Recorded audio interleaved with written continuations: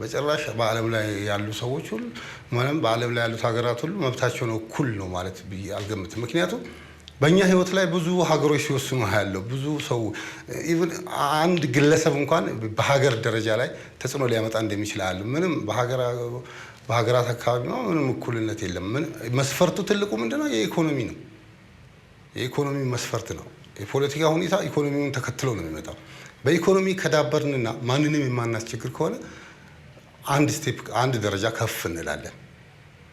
ቀጥሎ ደግሞ ራሳችንን ችለን እንዲህ ተደማጭነት እናገኛለን። እያልክ በዓለም ላይ አሁን ያሉት ለምሳሌ የተወሰኑ ሀገሮች ናቸው ተደማጭነት ያላቸው። ሌላው ያው እነሱን ተከትሎ የእነሱ መልካም ፈቃድ እየጠበቀ ነው የሚኖረው እንጂ ማንም በዓለም ላይ ያለው ሁሌማ እኩል አይደለም።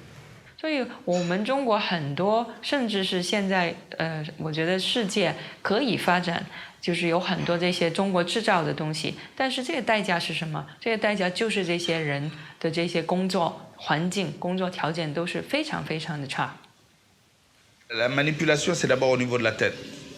Vous, les pays pauvres, à partir de là, celui qui te dit vous, les pays pauvres, se place au-dessus. Si tu dis non, nous, on n'est pas un pays pauvre, mon frère. Nous avons du pétrole, tu as besoin du pétrole. Donc, c'est toi le pauvre qui a besoin de mes richesses. C'est pas moi. Il ne faut pas inverser le truc. On a tellement inversé le truc qu'on n'arrive même pas à négocier en position de force. Alors que très souvent, c'est nous qui avons les matières premières. C'est nous qui avons On te dit, oui, même tu ne peux pas développer ton pétrole. Donc, tu vas avoir 10% des bénéfices de ton propre pétrole. Et si tu acceptes que tu es pauvre, on fait de toi tout ce qu'on veut.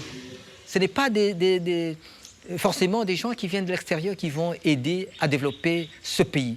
Ce sont les propres fils et propres filles de ce pays qui vont développer ce pays. Parce que ceux qui viennent, vous ne savez pas avec quelles intentions ils arrivent. Ils peuvent être de bonne volonté, mais vous ne savez pas les intentions qui sont derrière leur tête. Parce qu'il y a eu des plans et des plans de développement, mais qui n'aboutissent à rien du tout. Beaucoup de Sénégalais aujourd'hui ne mangent pas à leur faim.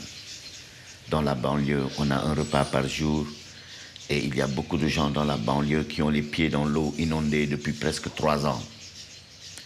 Beaucoup de Sénégalais ne mangent pas à leur faim dans la brousse parce que maintenant la saison de pluie a été déréglée par ces changements climatiques de merde qui ne sont que la production des industries des pays du Nord.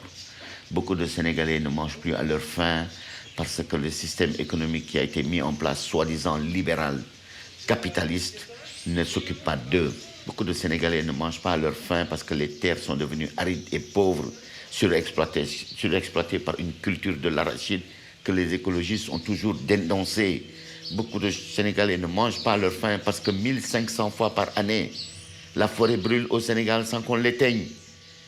Beaucoup de Sénégalais ne mangent pas à leur faim parce que l'agriculture va très mal, la pêche va très mal. Et nous allons au-devant de graves problèmes.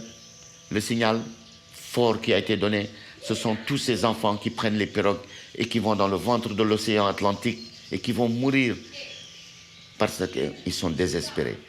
Et quand on est pauvre, ce n'est pas grave quand on a un brin d'espoir de voir jaillir un Mandela.